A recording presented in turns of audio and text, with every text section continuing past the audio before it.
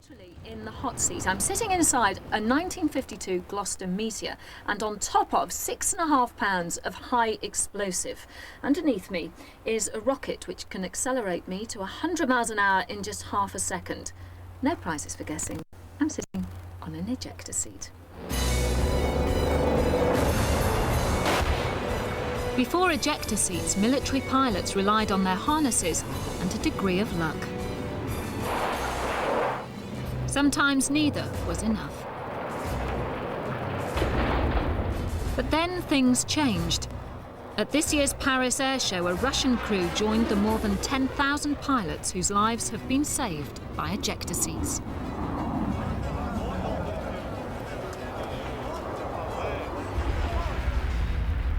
Pilots eject by pulling this handle between their legs firmly upwards. That sets off 3 explosive cartridges behind them, which progressively accelerate the seat upwards. Now, once the seat is clear of the aircraft, this rocket underneath fires, and that develops 4,500 pounds of thrust. Initial tests are carried out on a sled so that different components, such as the seat and the canopy, can be tested simultaneously. The sled accelerates to 750 miles an hour. When the seat fires, it all happens very quickly. First, the canopy is jettisoned. A quarter of a second later, the cartridges behind the seat fire, propelling it upwards. As the seat leaves the aircraft, the rocket ignites. The whole process takes less than 2 seconds.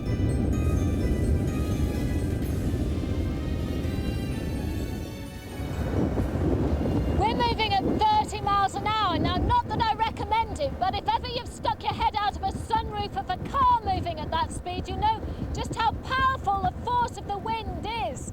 But imagine 20 times that force, and you'll begin to understand just what ejecting pilots have to cope with.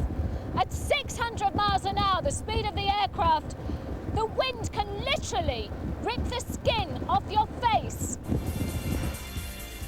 It means that the protective clothing and the limb restraints worn by the pilots are just as important as the seat itself. It's essential that everything performs correctly during the ejection.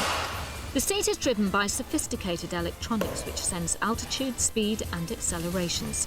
All this enables the seat to adjust and stabilise as it leaves the aircraft. After the sled come real ejections with a dummy and a Gloucester Meteor jet. Eventually, the seat being tested will be used in the new Eurofighter, and today's test is to see how well the protective clothing performs. As the plane taxis out, the testers assemble with their cameras ready to film the ejection. For it to be valid, the pilot must fly the aircraft at precisely 317 miles an hour at 200 feet.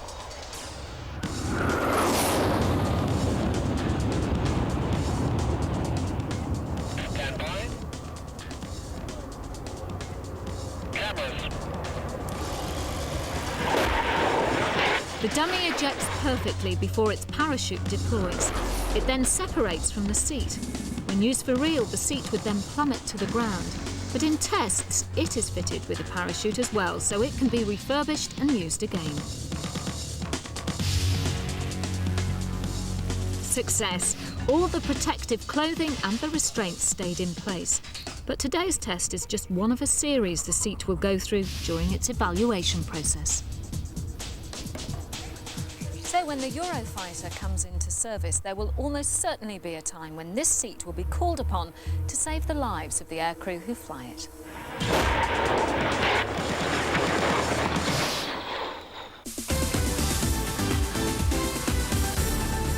We love our lawnmowers, and we can carry on mowing because the testers have been at them before us.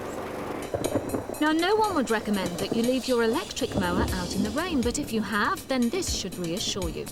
After a thorough soaking, the motor cover is removed to check there's no water near to the electrical connections. Mowers are run continuously for 120 hours to prove the rollers, blades and engines are durable. It's more mowing than you and I do in 5 years. The standard peg test involves firing a rod into the path of the blades. It's to make sure that they won't shatter if you or I accidentally run over something solid. The blade is thoroughly bent, but still in one piece. If you hit a stone, the last thing you'd want is for it to penetrate the casing and injure you. So a pneumatic gun is used to fire 100 ball bearings into the rotating blade. Lots of dents, but nothing escapes. For 50 hours, they're even subjected to a rolling road that simulates the bumpiest of lawns. But there's nothing like field testing, so a team of 8 gardeners literally mow all year round.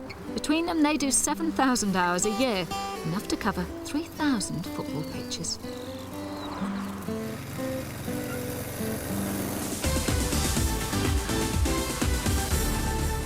It's the classic case of an irresistible force meeting an immovable object. Well, a little literal perhaps, but when you get a car moving at speed, hitting something like a lamppost, something has to give.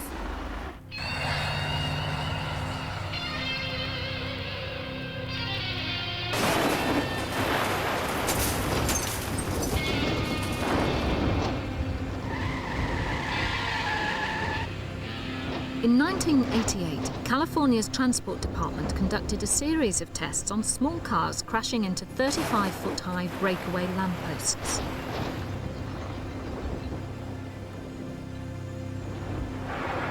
At 20 miles an hour, the damage was so slight that the lamppost was reusable.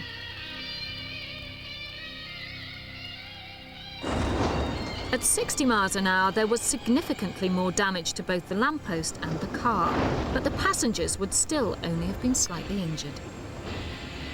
The tests proved that the breakaway lamppost would successfully detach when hit by small cars, which are increasingly popular on California's highways.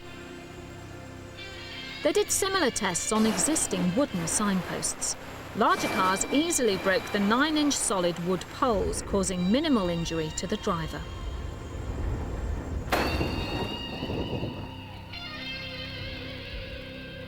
But the smaller cars didn't fare so well. The posts were just too strong to be broken, and the impact force is too great to meet California's new strict regulations.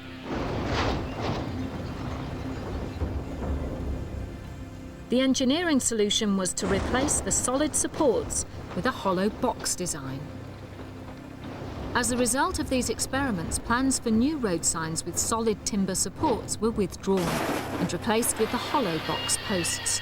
The testers can't stop accidents, but they're always trying to soften the blow.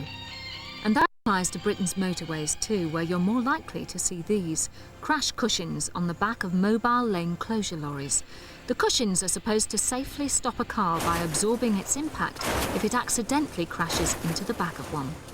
They tested them at 50 miles an hour to make sure they worked. They did, and in 1997 became mandatory on UK motorways. The car might be a write-off, but the crash cushion folds up so the lorry can be driven away for some minor repairs.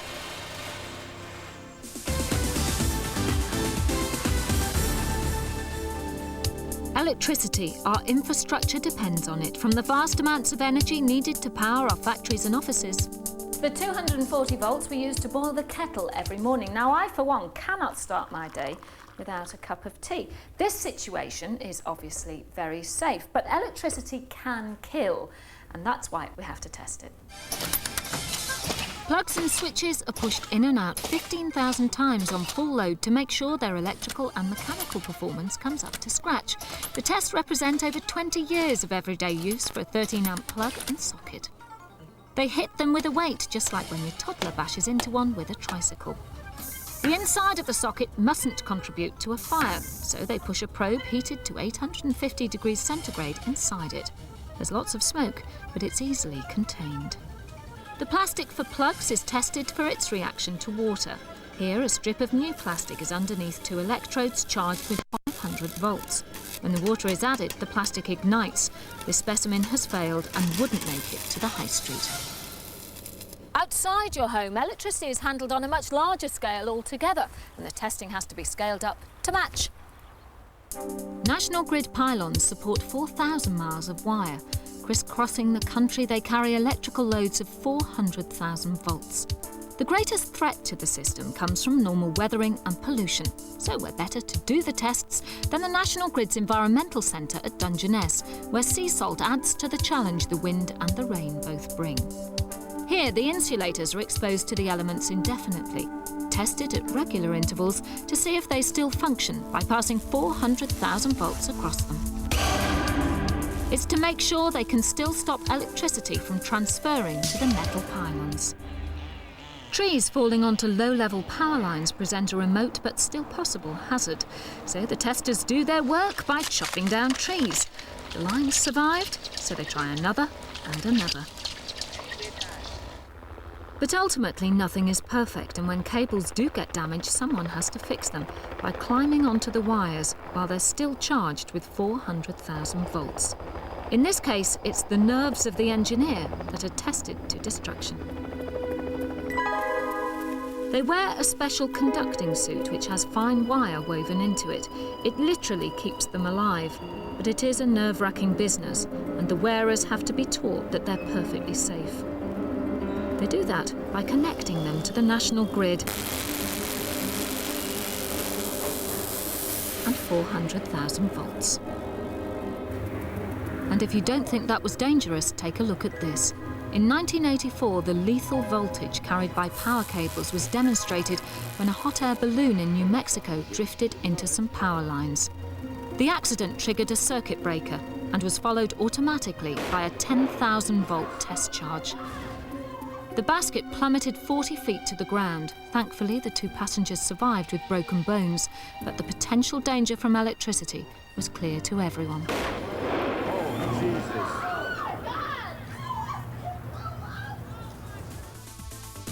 After the break, why testers do this to toasters. When prototype jets go wrong.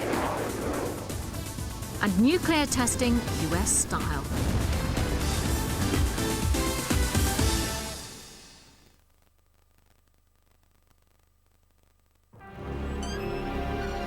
If you want a car that's tough and durable with reinforced safety cell and side impact protection system, try the Citroen Saxo from only $6,995. And that's not all. Sound deadening and an acoustically engineered floor to reduce engine noise. The Citroen Saxo, available from just $6,995. Discover the secrets of the Phantom Menace at Pizza Hut with one of 4 limited edition CD-ROMs, featuring behind-the-scenes footage and interviews. Get one free now when you buy any large Italian pizza and 2 Pepsis. Star Wars and Pizza Hut. Get into it. So, what have you got for us today, Kevin? Kellogg's Healthwise Bran Flakes. They're light, crispy, crunchy, and tasty. Let me get this straight. They're light, crispy, crunchy, and tasty? Hey, that's the best! It's the amazing tumble toasting. Isn't that like toasting each flake individually? Absolutely, Lance! So how do I get some, Kevin? Lance, it couldn't be easier. Just call this number. The lines are open. We're waiting for your call. You're kidding me. Delicious Kellogg's Healthwise Bran Flakes delivered to my door. That's got a cost, right? Wrong! Sounds like I'll never need another breakfast product. When Danny gets to the beach, she'd take all her clothes off, go straight to the sea, and wouldn't want to come out. The feeling of air to skin is very natural, very healthy. With the cotton, like, her bottom's getting air to it. Pampers keeps her dry and skin feeling soft and smooth. She pretends she's a bird. She runs around like a complete lunatic. She's amazing. Pampers, fresh as air, dry as ever. And for the tiebreaker, I put I love Holston Pills because it's as pure and refreshing as an alpine stream. And to my utter astonishment, it became their new advertising slogan. And it was so successful that they made me sole proprietor of the entire Holston brewery. Which was nice. Disney and Pixar present... I'm lost! Don't look at the light! I can't help it. A Bug's Life, now on video. if you want a car that's tough and durable, try the Citroen Saxo. Available with 2 years free insurance. It's the ideal safety package. The people at On Digital have got a little something for you. It's an On Digital set-top box worth around £200, and it's absolutely free while you subscribe. So get down to the shops or call 0808 100 0101 and they'll deliver it. This one's for Mrs. Vicky Watson from Sale. Mrs. Watson, to get yours, just get down the shops or call. Hang on, Vicky, don't go yet. I haven't finished. You don't know. Thousands more on-digital set-top boxes are now in stock. For yours, call 0808 100 0101 or get down to your local electrical retailer now.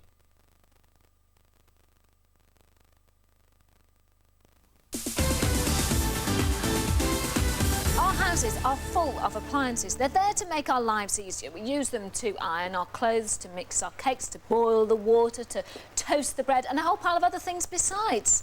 So where would we be without them? Now, ironing isn't exactly the nation's favourite pastime, but these dancing irons are testing new materials on the sole plates. That's the plates right on the very bottom. Now, they're going to have to be constantly spraying and steaming for the equivalent of 8 to 10 years of use. A Heath Robinson contraption drops the iron 5,000 times to simulate the rough handling we'll give it. Now, food mixers do an awful lot more than just mix, and they have to be tested for all sorts of things. I've got some bread mixture in here. I'm going to add water. Now, this is a test for stability. Mind your ears. Right, just add a bit of water. And you can start to hear the motor grinding. It's going into a lump. And this is an eccentric weight, and it's starting to rock the food mixer, starting to bump all over the desk. I don't have to do that. Or switch it off. Now, manufacturers always put recommended amounts for dough mixtures in their instruction leaflets, and now you can see why. The motor is tested for the worst-case mixing operation by making it blend syrup at regular intervals for 24 hours. Sand blunts blades quickly, so the blades undergo an intensive life test, running on and off for 500 hours. Candles are tougher than any vegetable you'd ever have to shred, so they grate 15 of them in a minute. To pass, the shredder mustn't break. Every kitchen has a kettle, but in the test lab they are repeatedly boiled and cooled nearly 5,000 times to simulate 2 years of normal wear and tear. They fill them with specially hardened water, boil and tip them over and over again, all because on average your kettle will be used 7 times every day. That's an awful lot of tea. One of the safety switches is disabled, then a dry kettle is switched on to make sure the element cuts out before the kettle itself melts. A family of 4 uses their toaster an average of 15 times a week, so the manufacturers make sure the machines won't give up under the strain. 5,000 cycles would keep you in toast for 6.5 years. This shouldn't happen with a modern toaster, because even if the bread gets jammed, the heating elements will switch off automatically. But we have deliberately disabled the release mechanism in this toaster. And there we are, the flames are going up. Now, normally, of course, you'd still be around the kitchen, you'd see that, you'd be able to do something about it. Now, the test here is that even when the bread goes up in flames, the toaster itself will remain safe. It's smoked, it's flamed, it's now dying down, and I can still touch the outside of the toaster. We can see that it has passed the test.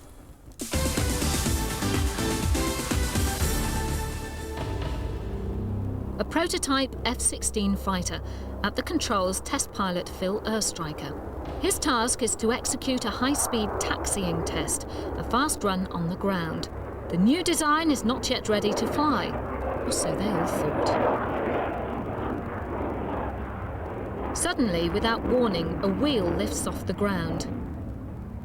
Phil can't stop. The plane is damaged and now out of control should he crash land or attempt to fly. For Phil, it's like trying to take off in a family car. With enormous skill, he hauls the reluctant F-16 into the air. An accidental maiden flight, which to everyone's relief ended in a smooth, normal landing. Not so the next test plane. With the wheels accidentally jammed up, pilot Neil Anderson has to crash land, knowing that if the tip of the nose touches the grass, it will cause a deadly cartwheel. Incredibly, Neil demonstrates a textbook emergency landing. Fire engines race in to the rescue, but despite the risk of an explosion, Neil calmly turns off the fuel and power systems and saves the aircraft. The F-16 Falcon is now one of the safest and most successful fighter planes in the world. Neil Anderson was glad to see the back of this one. A huge Hercules military transport plane was fitted with powerful rockets as part of a plan to rescue 53 American hostages held in Iran in 1980. The idea was to make it capable of taking off and landing within the length of a football field. Rare footage of a test shows the takeoff goes according to plan. But as the plane comes into land, disaster. The braking rockets fire too early, stopping the plane before it's fully landed, causing a wing to snap. Perhaps wisely, the plan was never put into practice.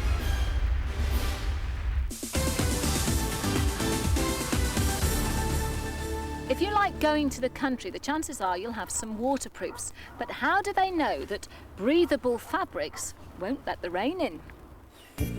At a Gore-Tex test lab, they try to force water through their material.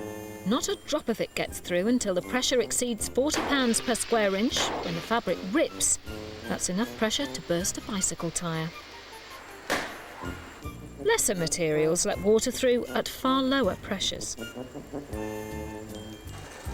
To check durability, they simulate limb movement by crumpling, flexing and twisting material at least 50,000 times. That's miles and miles of rambling. Next, it's the storm chamber, where finished outfits are subjected to 3 inches of heavy rain in an hour and not a drop can leak through. Waterproof shoes need waterproof inners. They make sure they are by submerging them in water and forcing air in. If any bubbles appear, it's not waterproof enough. Finally, complete shoes are flexed in water 500,000 times. It takes a week to do, and if they want to achieve a 2-year guarantee, they mustn't let in a single drop.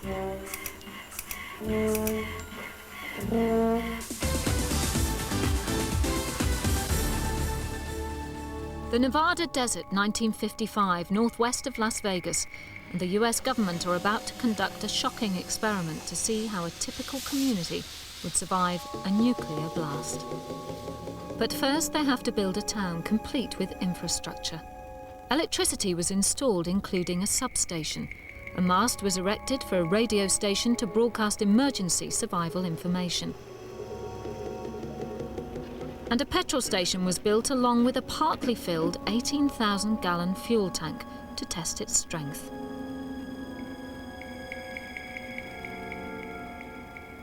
Different types of houses were constructed, including a single-storey concrete one, thought to be tougher than most.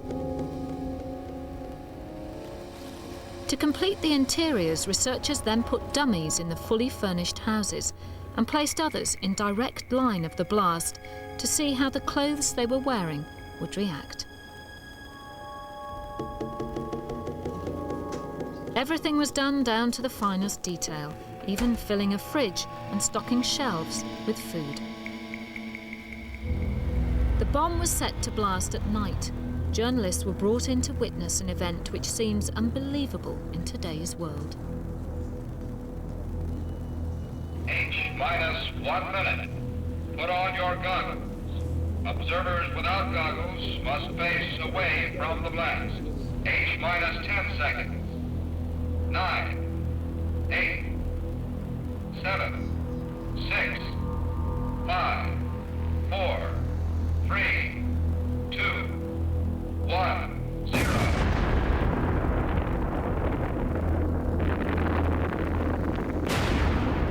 The bomb had an explosive force twice that of the one detonated at Hiroshima. The electricity substation survived the force of the shockwave, but other structures were not so strong.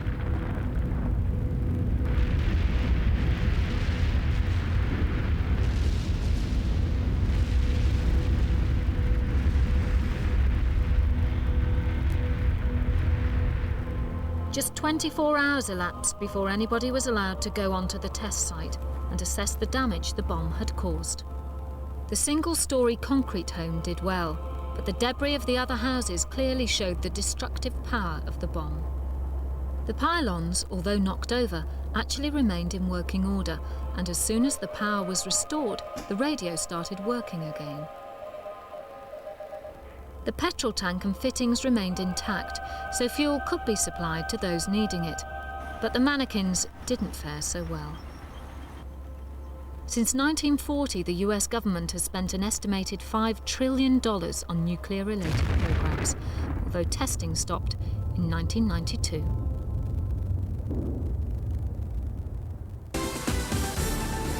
Well, that's it for this week. Bye!